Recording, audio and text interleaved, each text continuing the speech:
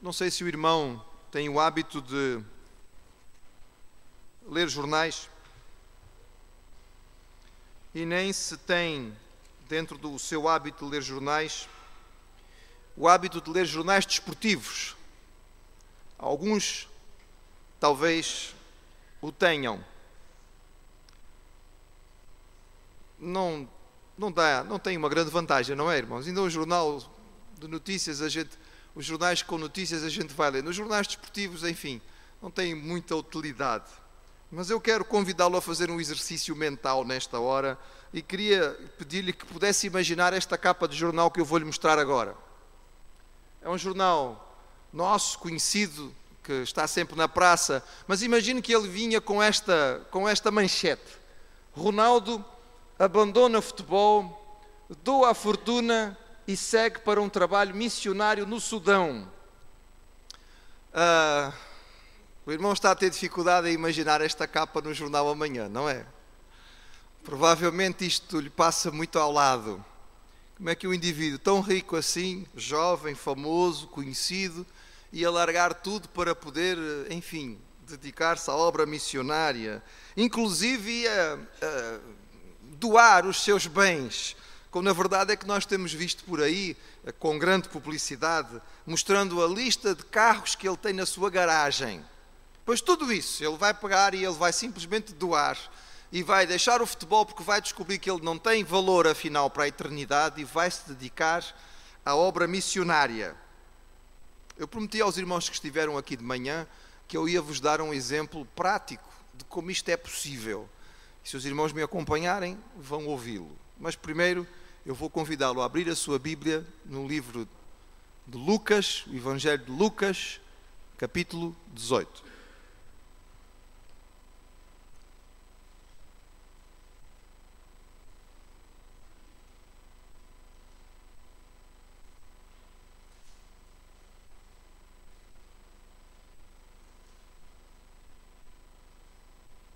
Lucas 18, a partir do versículo 18.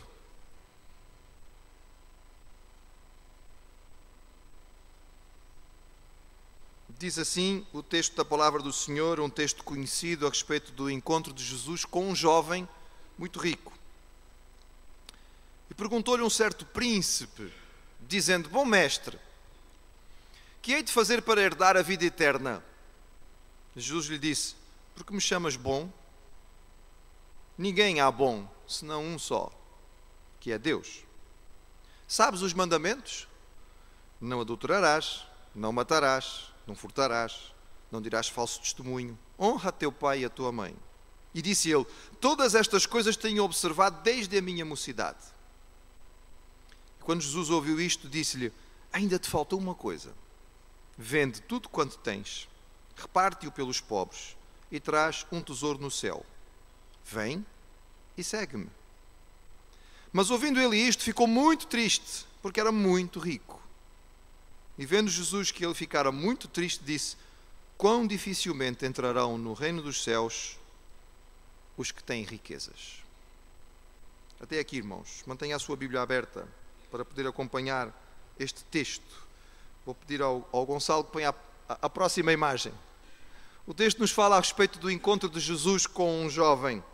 E certamente nós que conhecemos esta história devemos muitas vezes ter meditado a respeito dela e perguntado, não sei se os irmãos já se perguntaram, eu confesso que já o fiz algumas vezes: Jesus foi duro demais com ele?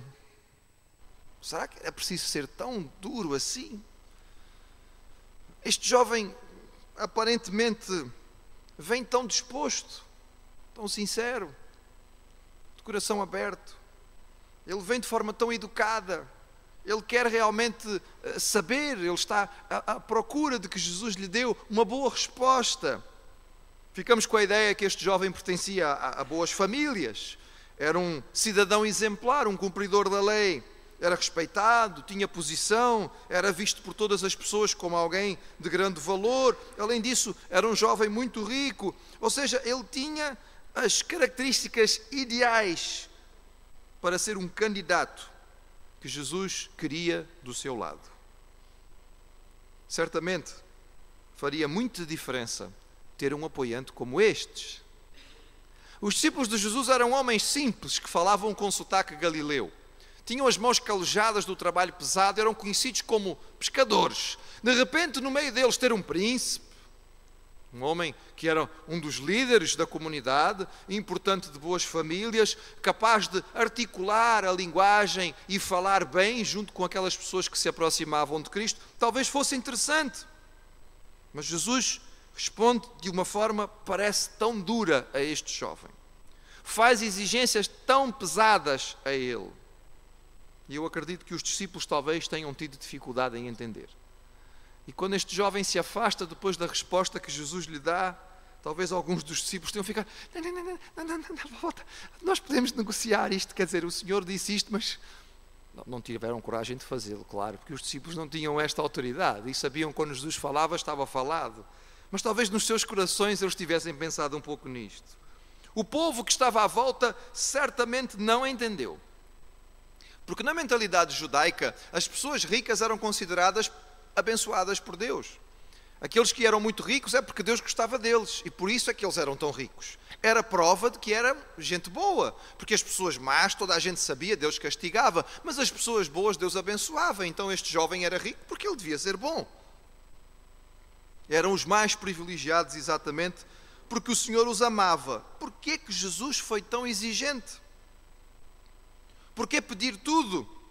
Por que não negociar um bocadinho? Olha, dá 50% do que tens e depois a gente conversa um bocado. Será que não seria o suficiente? Tinha que ser 100%. É bom, irmãos, nós lembrarmos e percebermos qual é o contexto em que esta história é contada. Se os irmãos perceberem aqui no capítulo 18, Jesus tinha acabado de contar aos seus discípulos há relativamente pouco tempo a parábola sobre o fariseu e o publicano. Jesus tinha acabado de mostrar que o orgulho do fariseu em ser cumpridor da lei não o aproximava de Deus. E logo a seguir, quando Jesus se põe a caminho, os pais querem trazer os seus filhos pequeninos a Jesus. Eram crianças pequenas. Atenção, irmãos, os rabis judaicos não perdiam tempo com crianças. Eles achavam que não valia muito a pena. A partir dos 12 anos, talvez pudesse se dedicar um pouco. Mas o trabalho com as crianças pequeninas era deixado, quando muito, para alguns professores que podiam ajudar nas sinagogas. Mas Jesus repreende os discípulos. Porque a ideia dos discípulos é, vocês vão trazer miúdos para Jesus. Jesus tem mais que fazer do que andar aqui com miúdos que nem sequer percebem o que é que ele é ou a importância que ele tem. E Jesus repreende. Diz, deixem vir os pequeninos. Eles têm corações puros. O reino de Deus é exatamente para crianças como estas. E os discípulos, mais uma vez, não entenderam. Que o reino de Deus que Jesus falava era o estabelecimento do propósito do Senhor, da sua vontade, de uma forma completa numa vida. E quanto mais pequenino é o homem ou a mulher, quanto mais novo nós somos no começar a entender aquilo que é o caminho do Senhor, mais facilmente vamos poder experimentar o reino de Deus na terra. Porque vamos deixar que o Senhor governe aquilo que Ele tem que governar, antes de criarmos maus hábitos. É neste contexto que aparece este homem, este jovem, rico, líder. A palavra que está lá no texto original e que é traduzida em algumas Bíblias por príncipe, ou por homem importante, a palavra arcon, era uma espécie de líder ou juiz dentro da comunidade judaica, e muitos acham que ele seria provavelmente líder de uma sinagoga de importância. Não era um homem qualquer, não era um homem insignificante, era um homem, apesar de jovem, que já tinha uma posição alta na sociedade, na religião, e a sua busca de Jesus é muito relevante. O seu pedido certamente até trazia alguma confusão para as pessoas. Um homem tão importante assim, um líder religioso já conceituado, como é que ele chega e vem perguntar a Jesus? Parece que ele não tem certeza. Um homem destes deve saber o caminho do céu. Se ele está numa posição de dirigir os outros e mostrar aos outros como chegar a Deus, como é que ele vem perguntar ao Senhor como é que pode fazer para herdar a vida eterna? Vejam a resposta que Jesus lhe dá. Os irmãos têm o texto aberto. Jesus primeiro lhe pergunta a respeito da bondade, porque ele apelida Jesus de bom. Ele está baseado nos princípios do seu povo, de que eram os méritos pessoais que faziam alguém se aproximar de Deus. Ele achava que Jesus estava acessível ou sujeito a esta troca de elogios. Então ele chega suavemente, bom mestre, não é? Uma posição bem agradável para ver se Jesus fica contente e feliz com a conversa. À espera talvez que Jesus responda da mesma maneira. Certamente ele não tinha assistido à conversa de Jesus com Nicodemos, que também começa assim, com muito mel na língua, não é? Ó Senhor, sabemos que és mestre vindo de Deus, porque ninguém faz o que tu fazes. E Jesus corta logo pela raiz a conversa de Nicodemos. Diz, ó Nicodemos, vamos àquilo que é realmente importante. Não vamos perder tempo aqui com elogios de um lado para o outro. E aqui também Jesus corta logo a conversa do homem. Ele vem com uma conversa muito suave, muito agradável. Jesus, tu percebeste bem o que disseste? Entendes o que é que isto significa? Estás-me a chamar de bom. Bom? Qual é o padrão que tu tens para bom? É o padrão dos fariseus? É o padrão dos escribas? É o padrão dos líderes religiosos? Só há um padrão que serve para nós, é o de Deus. E diante desse, tu podes continuar a chamar de bom? Este homem então é arguído pelo Senhor Jesus a respeito da lei. Vamos lembrar, irmãos, era a lei que servia de princípio para as pessoas saberem se estavam ou não se aproximando de Deus. Cumpres as leis? Sabes aquilo que tens que cumprir? E o homem certamente estava muito convicto em responder que não. Aliás, ele era muito perito em não fazer coisas, não é? Os irmãos veem aí, ele não adulterava, ele não matava, ele não furtava, ele não dava falso testemunho. Ele era especialista em fazer nãos.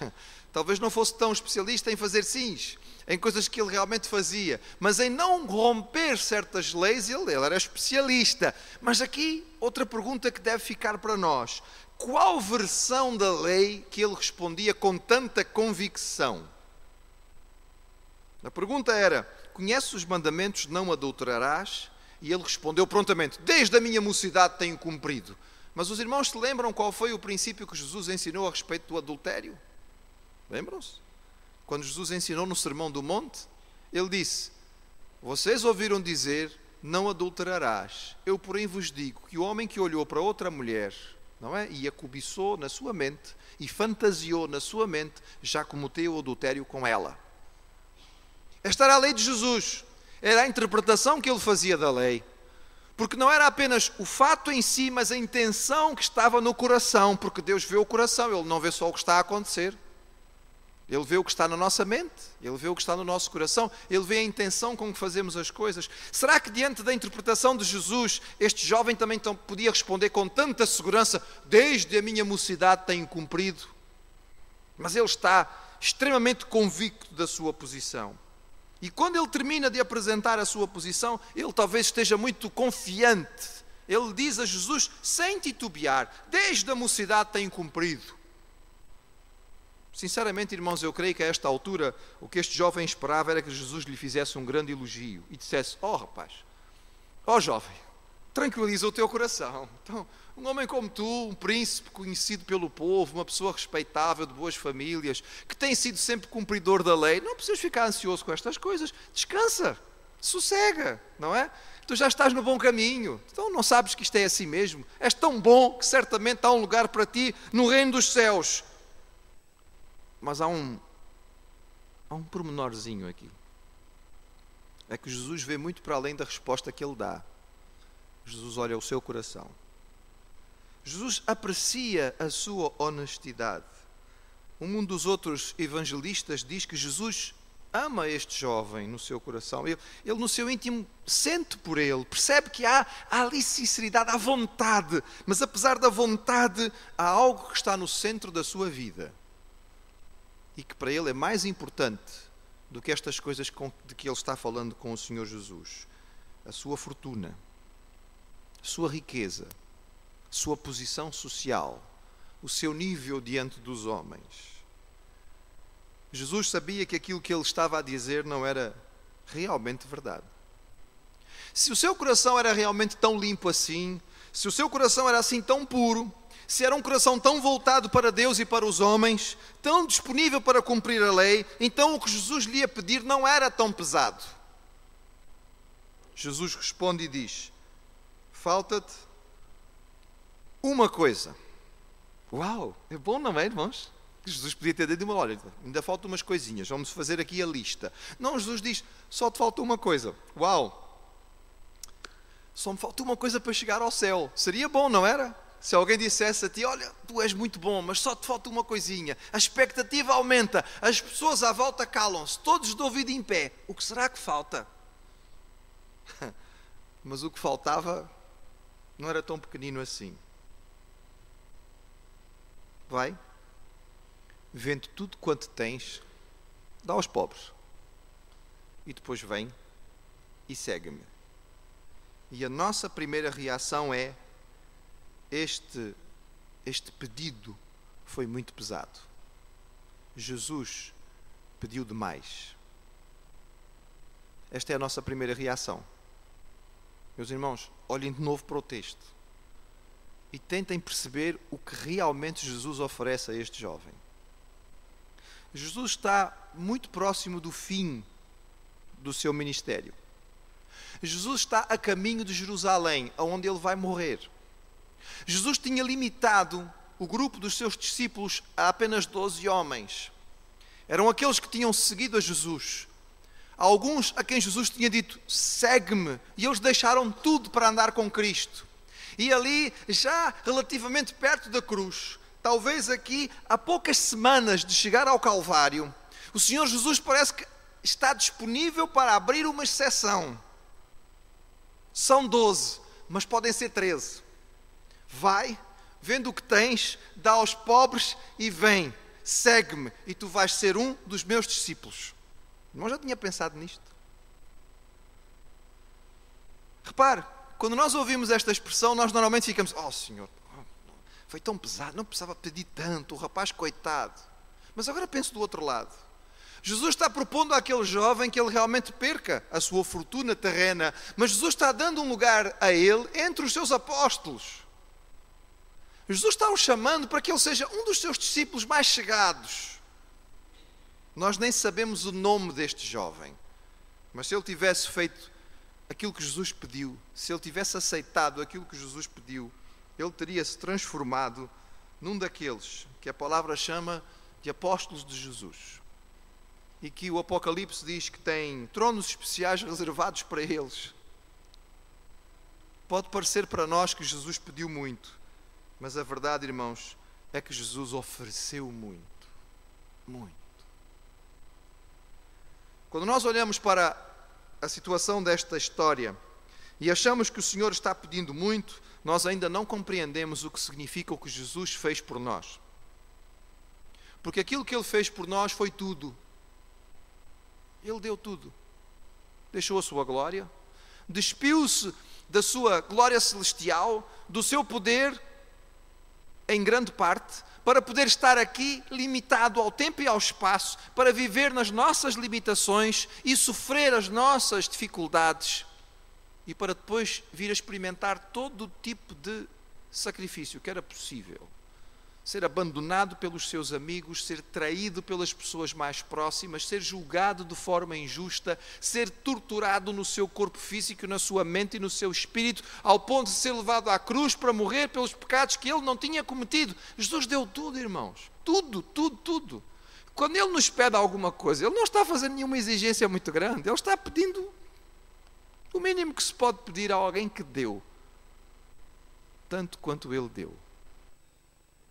Talvez, olhando por esse prisma, não seja tão difícil nós pensarmos naquela cena inicial em que um jovem poderia, entendendo a maravilha do Senhor, deixar toda a riqueza, toda a fama, todo o dinheiro do mundo para poder servir ao Senhor como missionário. Mas eu disse aos irmãos que eu ia vos apresentar o Cristiano Ronaldo. E vou-vos apresentar, irmãos. Quero que os irmãos conheçam Charles Thomas Studd. Charles Studd nasceu na Inglaterra em 2 de dezembro de 1860, em berço de ouro. O seu pai, Edward, tinha feito uma grande fortuna em plantações de índigo na Índia e voltou para a Inglaterra com muito dinheiro, decidido a fazer crescer os seus filhos no meio da aristocracia e lhes dar o máximo de conforto e riqueza que a vida podia dar naquela época. Edward Studd, de fato, era um homem com uma grande capacidade de fazer negócios e a fortuna que ele fez era muito significativa. Na altura em que Charles nasceu e durante do seu crescimento como adolescente e jovem, o seu pai era, na lista, um dos homens mais ricos da Inglaterra. Charles e os seus irmãos estudaram e foram treinados para ser cavalheiros, não é? Gentlemen ingleses.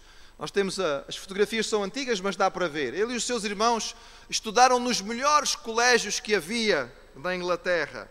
Eles foram para o conceituado colégio de Eton e depois de Eton passaram diretamente para a Universidade de Cambridge. E ali eles jogavam o jogo que era o jogo número 1 da época na Inglaterra e em todo o mundo britânico, que era o maior império do momento, ou seja, o cricket. É um jogo que nós, em Portugal, não conhecemos e é difícil até de nós o entendermos a 100%, mas, irmãos, naquele tempo, era o grande jogo que se jogava no mundo da época. E o fato é que Charles tornou-se um jogador extremamente eficiente. Ele era muito bom no cricket. Ele era muito bom nas duas principais atividades do cricket, que é lançar a bola e acertar com o bastão. Ele era bom em todas as posições. E, de fato, com apenas 19 anos, ele foi o jovem mais jovem a ser capitão da equipe de cricket da Universidade de Cambridge e, na altura, o mais jovem da história a ser convocado para jogar pela seleção da Inglaterra. Esta é a seleção da Inglaterra, seleção de cricket da Inglaterra de 1884. É muito importante, irmãos, porque quem conhece cricket sabe que uma das séries mais famosas do cricket é chamada a Ashes. E o teste Ashes de cricket começou exatamente com esta equipa, que é um jogo que acontece todos os anos entre a Inglaterra e a Austrália. E naquela época a Austrália era a melhor equipa de cricket do mundo, mas esta equipa inglesa, liderada e capitaneada por Charles Studd, recuperou o título para a Inglaterra. E mais do que isto, recuperou o título para a Inglaterra jogando na Austrália. Nós não podemos ter esta ideia hoje, irmãos, mas foi algo fantástico, não é? Foi algo extraordinário. Era mais ou menos como se Portugal tivesse sido campeão do mundo de futebol e o Cristiano tivesse sido realmente o melhor jogador do Mundial e o melhor goleador e tivesse, enfim, ganho o campeonato de preferência em Madrid, não é? Que era para ficar bem vincado, que nós tínhamos ganho ainda por cima na casa dos espanhóis. Já imaginaram, irmãos? Eles foram ganhar lá fora. Charles tornou-se, naquela altura, no jovem mais famoso em termos de jogo que existia no mundo. Ele era o Cristiano Ronaldo da época. Além de todo o dinheiro que tinha da sua família, além de toda a criação que ele tinha recebido, a fama e a riqueza e o conhecimento a nível mundial por causa de ser um jogador tão famoso de cricket. E ele estava no início da sua carreira, ainda era muito jovem. Mas durante aquela viagem, o seu irmão George ficou gravemente doente. George não veio a falecer, mas por causa da doença de George, Charles começou a pensar e a avaliar a sua vida. Ele tinha se convertido 3 anos antes, mas a sua conversão não tinha sido uma grande transformação na sua vida. Ele tinha entendido que Jesus era o seu Salvador, mas aquilo não tinha realmente exigido nada dele. Mas ele, nesta altura, ele começou a pensar na vida e a pensar: de que é que me serve toda esta fama, todo este dinheiro, toda esta posição, se amanhã o meu irmão morrer? Se amanhã eu precisar ir me encontrar com Cristo, o que foi que eu fiz por Ele? O que foi que eu dei pelo meu Senhor? Por causa disto, irmãos, nesta altura, ele voltou à Inglaterra e, junto com alguns colegas da Universidade de Cambridge, eles surpreenderam o mundo, largando tudo para se oferecerem como missionários para a missão do interior da China. Para que os irmãos conheçam os 7 de Cambridge. É muito famosa esta imagem. Charles é o primeiro dos que está em pé aí do vosso lado. Charles fez parte deste grupo que ficou muito famoso. Eram 7 jovens de famílias muito ricas da Inglaterra a estudar na universidade das mais famosas do mundo e que deixaram tudo para seguir para o campo missionário. Eles foram trabalhar na missão do interior da China, na missão dirigida pelo missionário Hudson Taylor. E esta missão tinha uma característica muito diferente das outras. Todas as missões inglesas naquela altura, os ingleses continuavam se comportando como colonizadores. Eram missões onde o inglês era um bom inglês e não somente levava o evangelho, mas a cultura inglesa. Mas a missão do interior da China era muito diferente por causa disto. Os missionários eram chamados a viver o mais próximo possível com a realidade das pessoas da terra. Então eles trocavam as suas roupas, passavam a vestir-se como o povo da terra, aprendiam a língua e iam viver no meio da população. E foi isso que Charles Studd fez. Logo depois de chegar à Inglaterra, ele atingiu a idade em que ele recebia a sua herança. Era uma das maiores heranças da época na Inglaterra, que era a maior potência do mundo. Ele doou cerca de 90% da sua herança. 90%, irmãos. A várias organizações missionárias, entre elas a missão do interior da China e também a missão de George Miller. Os irmãos se lembram, nós falamos aqui dele, em que ele tinha aqueles orfanatos todos na Inglaterra, pois um dos grandes doadores nesta altura foi Charles. Ele doou uma parte da sua herança para abençoar o trabalho de George Miller. Ele ficou com 10%, sabem porquê, irmãos? Porque ele estava a pensar em casar-se. E de fato, pouco depois, ele conheceu Priscila e casou-se com ela. Só que aconteceu o seguinte, quando ele se casou com Priscila, ele disse a ela, olha, eu, como tu sabes, era muito rico, eu dei 90% da minha herança, sobrou aqui esta parte, e eu quero colocar nas tuas mãos, tu vais ser a minha esposa. E Priscila disse a ele, eu não quero ser a pessoa que te impediu de dar tudo ao mestre. Vamos começar o nosso casamento, mas vamos começar da maneira certa. E por orientação de Priscila, Charles deu o que faltava, que eram os 10%. E começou o seu casamento sem nada. Irmãos, sem nada. Este jovem era o Cristiano Ronaldo da época. Ele largou a fama, a riqueza, ele deu a sua herança para servir ao Senhor. E eles serviram a Deus em condições muito difíceis. Cerca de 12 anos eles trabalharam no interior da China, até que a saúde não permitiu que eles ali ficassem mais. E nesta altura eles tiveram que voltar à Inglaterra, e neste período Deus permitiu que Charles fizesse uma visita de trabalho aos Estados Unidos da América. A imagem seguinte mostra-nos como ele seria nesta altura, isto é quando Charles Studd fez uma turnê pregando em várias universidades americanas, falando sobre a experiência dele como jogador famoso que tinha deixado tudo para servir ao Senhor como missionário. E por causa do impacto do testemunho que foi dado por Charles Studd nesta época, formou-se um grande movimento missionário estudantil nos Estados Unidos, que até hoje existe, e que recruta missionários nas universidades americanas. Tudo começou por causa do testemunho que foi dado por Charles. Um ano depois ele estava outra vez no campo missionário, foi para o sul da Índia, onde trabalhou. Ali no sul da Índia ele não tinha um trabalho propriamente missionário, ele foi convidado para ser pastor de uma comunidade inglesa, e ele ficou ali apenas alguns anos porque ele não se contentou, ele queria mais, ele queria continuar fazendo um trabalho missionário. E foi por isso que, voltando à Inglaterra, já se aproximando depois dos seus 50 anos, quando já era a altura das pessoas dizerem, bem, está na hora de começares a assentar, ele ouviu a falar sobre as necessidades do interior de África. Ele apresentou o projeto aos seus apoiantes, às pessoas que estavam dispostas a de alguma forma ajudá-lo. E todos, um por um, disseram, não, desculpa lá, tu não tens nem idade, nem saúde, nem condições para isto meter agora no interior da África. Irmãos, vamos lembrar, isto é início do século, certo? Início do século XX, era uma época em que os missionários que iam para o interior da África normalmente viviam muito pouco tempo, a esperança de vida era muito limitada por causa de todas as doenças. Mas já que as pessoas não estavam dispostas a ouvir aquilo que ele tinha a dizer, Charles foi mesmo assim, irmãos. E nesta idade já não era um garoto, ele não foi para qualquer lugar, foi para o interior do Sudão, como missionário. Vou mostrar aos irmãos, esta era a cabana onde ele morava. E conta-nos a história de Charles Studd que ele colocou uma plaqueta, uma placazinha na porta deste local, onde ele morava no interior do Sudão para servir ao Senhor como missionário. E nessa tabuleta estava escrita de forma muito engraçada, e talvez podemos dizer com bom humor, Palácio de Buckingham. Era muito difícil estar ali com a sua família. A sua esposa permaneceu na Inglaterra a trabalhar para conseguir fundos e pessoas para orarem, enquanto Charles servia ao Senhor, tanto no Sudão quanto no Congo belga, hoje conhecido por Zaire.